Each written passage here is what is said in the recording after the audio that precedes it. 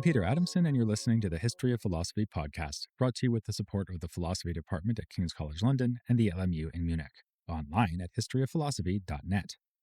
Today's episode, Take Your Medicine, Oliva, Sabuco, and Camilla Erculiani.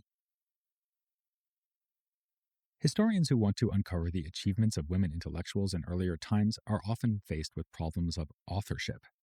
For all we know, some surviving pre-modern works are in fact by women, but not labeled as such.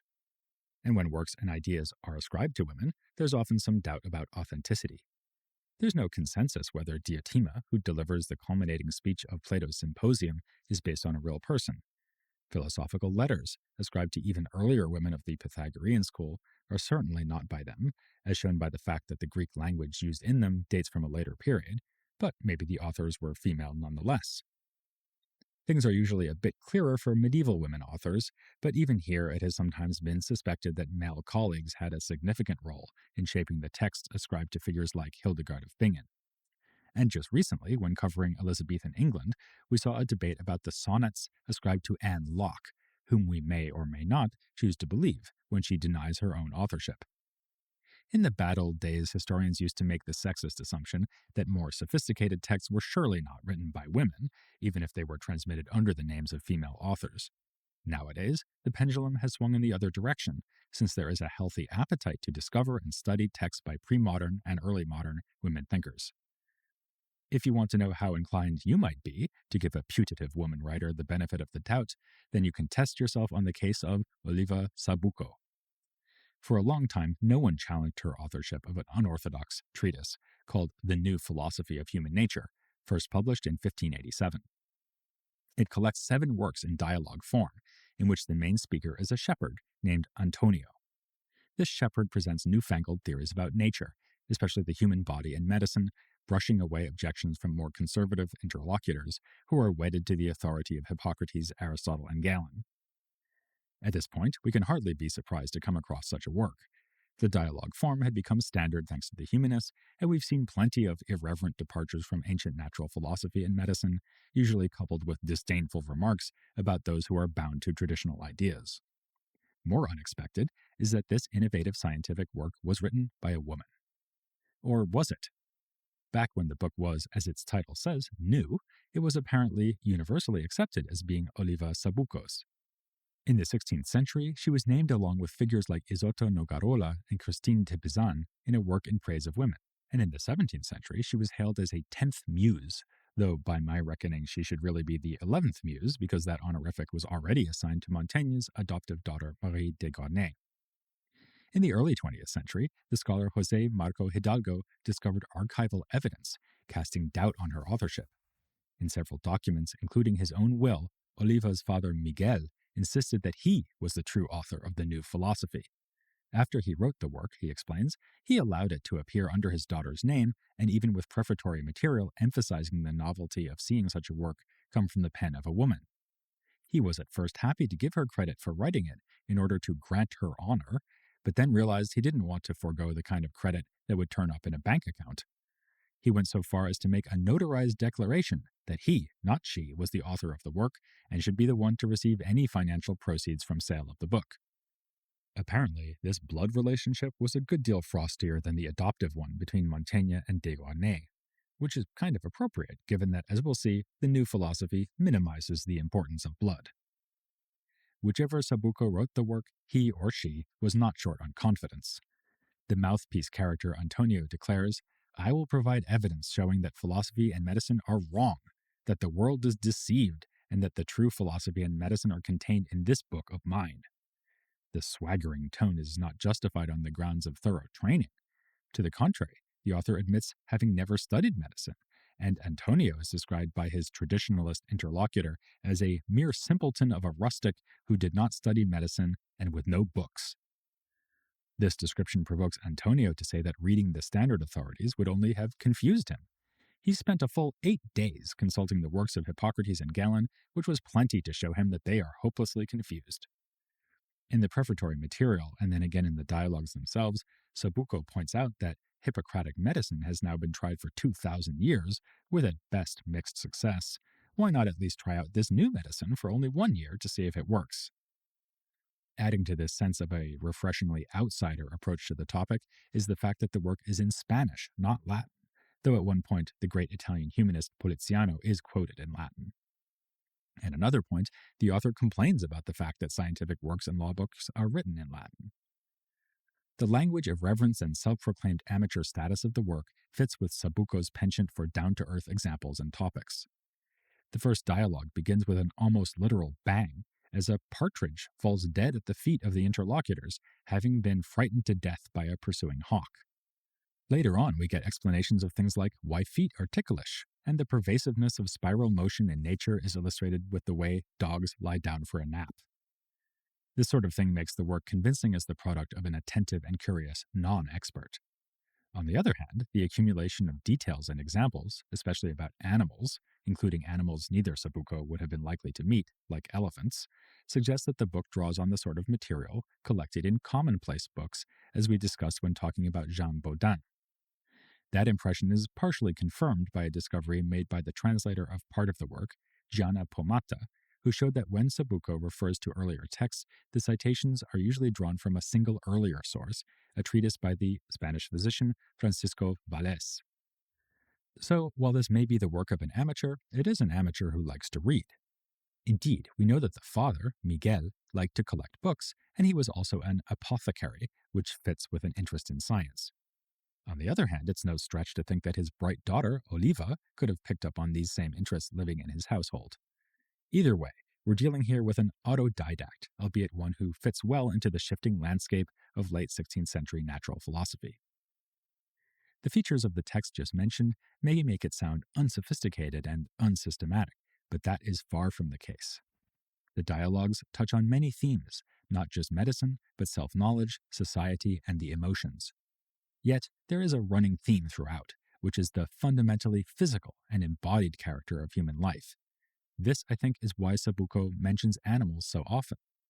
Though we get the standard point that humans share sensation with animals and intellect with the angels, it becomes clear as one reads that, for Sabuco, humans are a lot more like animals, and vice versa. This is the point of starting with that frightened partridge. It illustrates the powerful effects of emotional reaction, which can also be lethal for humans. Much is said about apes and elephants because they are apparently the most intelligent beasts. We learn that apes can play chess and enjoy dressing up, as do elephants, which give people hugs and can learn Latin and plot vengeance. We get a story about an elephant that was running riot, stopped when it saw a child in danger, calmly lifted the child to safety with its trunk, and then resumed its rampage. All of which is good fun, but also philosophically important. Though this lesson remains largely implicit, I take Sabuco to be saying that the higher animals are very much like humans because their bodies are similar to ours. For, as the work teaches more explicitly, our thoughts and emotions are grounded in, if not wholly determined by, our physical states.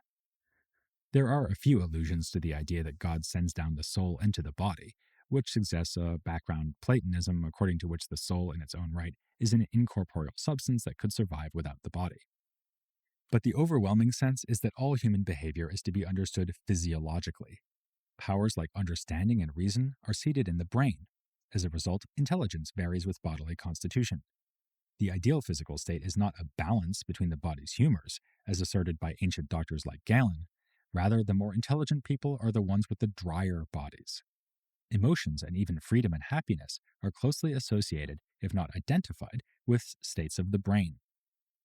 This is a major theme of the first dialogue, which gives advice about moderating and combating excessive emotional reactions.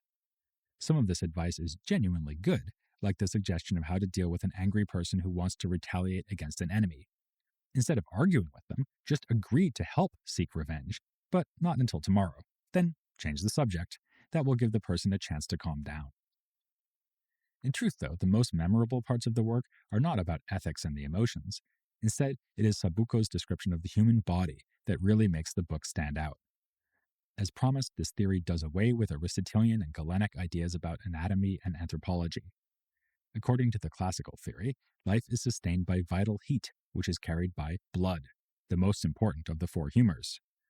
For Sabuco, the crucial substance is instead chile, in Spanish chilo, from the Greek chulos, meaning juice. This is a milky fluid which gathers in the brain and is then sent down through the spinal column to nourish the other organs. It keeps the body cool, not warm, and is transformed into other fluids like blood, breast milk, and semen. Illnesses and death are in many cases caused by disruption in this hydraulic system. For example, plague kills people by causing a sudden fall of chyle from the brain to the rest of the body. On the other hand, the brain can also check in on the rest of the body by sending its juices out, something Sabuco compares to a worried mother sending letters to her child. Complementing the brain with its ruling power is the stomach, which is of course responsible for digestion, but also provides moisture to the brain to sustain the distribution of chyle. Another important factor in health is the balance between the cool brain and the warm stomach. The stomach's heat is kept in check by drawing in cooling air through respiration. If we're looking for evidence that this theory is the brainchild of a woman, then it isn't too hard to find. Remember that women were standardly thought to be cooler and moister in bodily constitution than men. And here we have an anthropology that gives the crucial role to chyle, a cool and fluid substance, and warns against the dangers of excessive heat.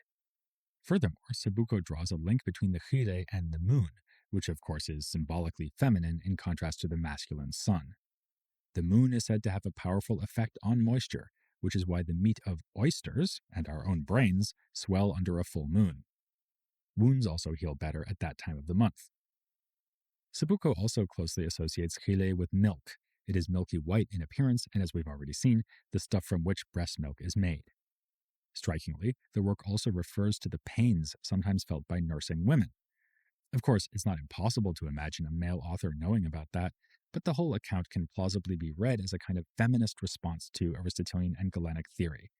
Our thoughts, emotions, health, and disease are all determined by a nurturing, one might even say lactating, principle of cool moisture, which disseminates its benevolent juice to the rest of the body. Drawing on an old analogy, Sabuco compares the human to an upside-down tree, because the system of chyle has its roots in our heads and then branches downwards through the rest of the body. But is it really historically plausible that a woman could have written this remarkably innovative set of dialogues? Here, the answer can only be yes. Not only were there plenty of other women writing around this same time across Europe, like the aforementioned Anne Locke, and not only were some of them writing dialogues that explore natural philosophy, like Moderata Fonte, there was even an Italian female apothecary who wrote about natural philosophy around the same time as Sabuco was putting pen to paper. This was Camilla Erculiani, who was most definitely the author of several letters that were published in Krakow in 1584 with a dedication to the Queen of Poland. We might also compare her to the aforementioned Isotta Nogarola, who wrote a dialogue on the relative blameworthiness of Adam and Eve, because Erculiani's letters also comment on a story from the Old Testament. She uses the ideas of natural philosophy to explain why the flood waters rose, forcing Noah to gather together the animals on his ark. The fact that Erculiani was an apothecary is certainly relevant here, as is the fact that she lived in Padua. She ran a medical dispensary there along with her husband, and her letters confirm that she was involved in the compounding of drugs, following instructions found in Galen. This suggests that she would have associated with doctor philosophers in the environment of Padua's university. And remember, Padua was one of the more cutting-edge institutions in Europe. It was here that Renaissance Aristotelians pushed the boundaries of rationalist philosophy by flirting with the provocative ideas of Averroes. Padua was also a center for groundbreaking work in anatomy and had a professorial chair devoted to the kind of materia medica that would have been sold at apothecaries. These pharmacies became gathering places for scientifically minded freethinkers, a mindset that is certainly reflected in Erculiani's writings, and for that matter, Sabuco's. As I mentioned, the father, Miguel Sabuco, also worked as an apothecary. All this attracted unfriendly attention from the authorities. Apothecaries frequently ran into trouble with the Inquisition, something that plays a role in the stories of both Sabuco and Erculiani. In the case of Sabuco, the new philosophy was corrected several times by inquisitorial scribes. With Erculiani, things got more serious, and she was actually charged with heresy. We are fortunate to have notes for the defense written by her lawyer, who states that she was only speaking philosophically, not theologically, when she put forward her theory about Noah's flood. Of course, the lawyer reassures us, she does accept that the waters rose as a punishment for sin, but this need not stand in the way of trying to understand the physical mechanism by which God caused it to happen. Erculiani's case was not passed on to Rome, which suggests that the Inquisition was satisfied with this defense. This confirms something we found before, that church censorship was more nuanced or just less effective than we often suppose.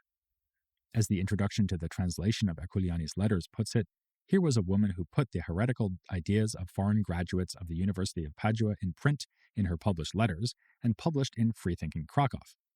The inability of the Paduan Inquisition to condemn Erculiani under these circumstances reminds us how little we still understand about how Catholic institutions grappled with defining orthodoxy. The fact that Erculiani was a woman may have helped her avoid punishment.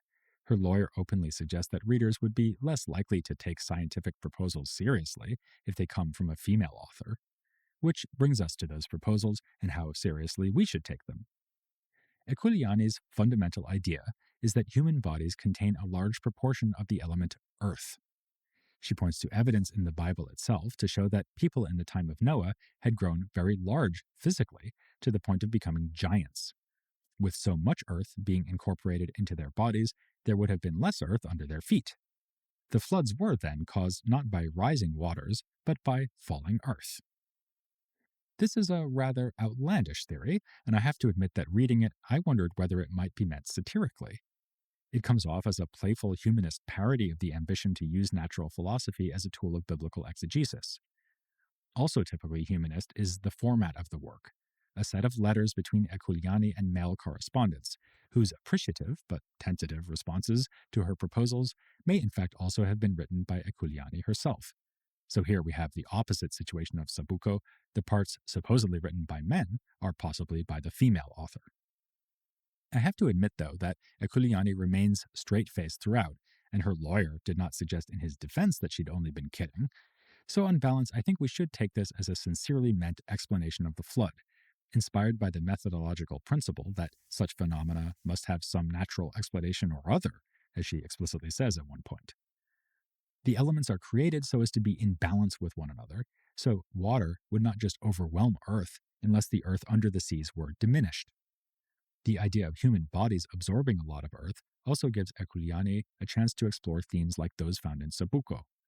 She talks about the effects of aging upon the body and how character traits and desires arise out of our physical condition because the body has such a powerful effect on the activities of the soul. She also shows her knowledge of philosophy, mentioning Plato's idea that the soul pre-exists the body and learns by remembering what it saw before its embodiment.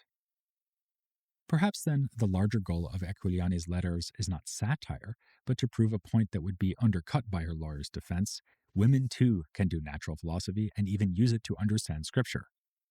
This is borne out by the opening remarks in her book, which say that she wrote it to shed glory on women and, through my studies, to let the world know that we, like men, are capable in all areas of knowledge. Unwittingly echoing the self-presentation of Sabuco as an unlearned woman, Erculiani emphasizes that she was able to devise her theory without the chance to study books, and while burdened with child-rearing duties. Both Sabuco and Erculiani wear their amateur status as a badge of pride, in tune with the Renaissance trend of valuing ideas developed outside the sclerotic and hidebound scholastic tradition. Just how far outside, we'll see next time. In what will be a rather unusual episode, we'll be considering a notable work of modern scholarship about the 16th century and asking how its method could enrich our approach as historians of philosophy. I have to admit that what's on the menu for the next episode sounds rather unappetizing, since our discussion will concern The Cheese and the Worms, a famous study by Renaissance scholar Carlo Ginzburg. Well, you have to get earth into your body somehow.